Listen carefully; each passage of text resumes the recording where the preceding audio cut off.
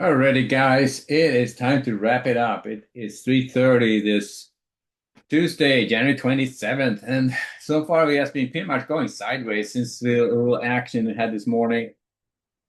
You can see after the landing close, went back and forth a little bit after the 2 o'clock hour. We just been going nowhere, just been stuck in a very tight range.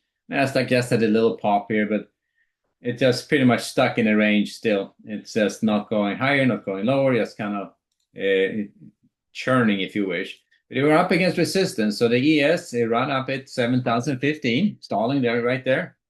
And the NASDAQ stalling at the 26,100s. And that is going into tomorrow's trading, where we got a bunch of stuff going on.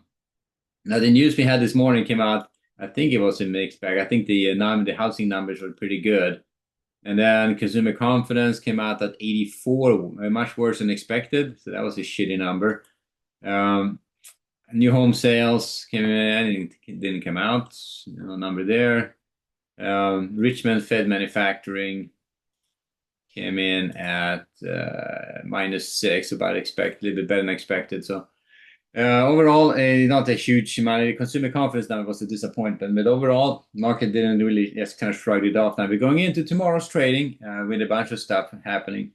We may get some tech earnings today. Definitely three big ones reporting tomorrow after the close. We also have Fed announcement tomorrow at 2 o'clock, so it's going to be the bulk of it. Going into the trading, we have durable goods, international trade, retail and wholesale inventories all at 8:30 tomorrow.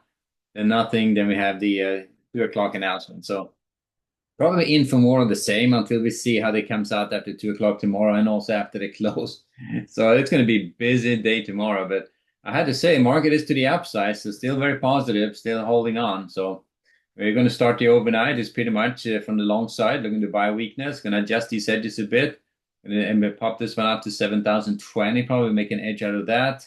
And drop this guy down to 7,005, and then one here at this 7,000. So adjusting these edges a little bit, but we're going to be looking at buying weakness in the overnight for rotations up. If they start taking out this low at the 69.85s, this low right there, the day session low, I would be taking off the long bias.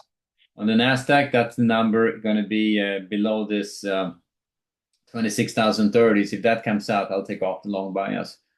But that's pretty much where we start this overnight, and then let's see how it goes into tomorrow. Just a few trades today. One trade on the ES early on, $6. I got took early profit on that, but it didn't go where I wanted to, and I haven't really re-engaged it. A couple of trades on the Nasdaq, two trades up 21, and the last one I took was this guy right here, short on the way down. When it looks like they were heading lower. Like you're looking at this guy right there, this looked like they were taking out the lows, and so they made a new low, and on a pullback, I got short to see how far they're going to take it, and pretty much got stopped out here on the following bar, so didn't go very far.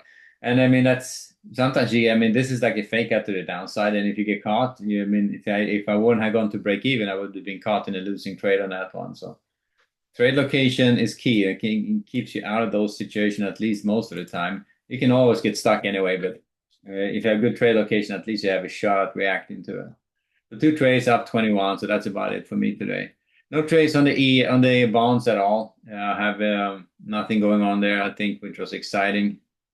I could not see anything setting out the way I wanted to. I mean, they were a little bit in the morning here, but not, it was too sloppy. Nothing really setting up here along the way. They were drifting lower. They stalled down here at the 12th for a while. Okay, that could have been a setup if you were looking for it, but I mean, you're down at support.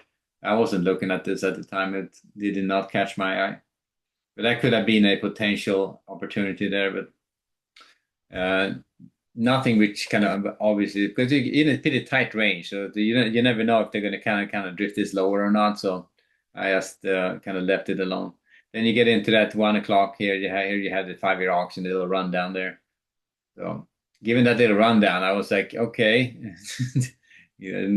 not quite sure what that was, but 5-year auction had a reaction on the 30-year. So not much going on the bond. Just start off saying range bound trading. Look to sell strength by weakness, 2-3 levels up or down. That's pretty much it.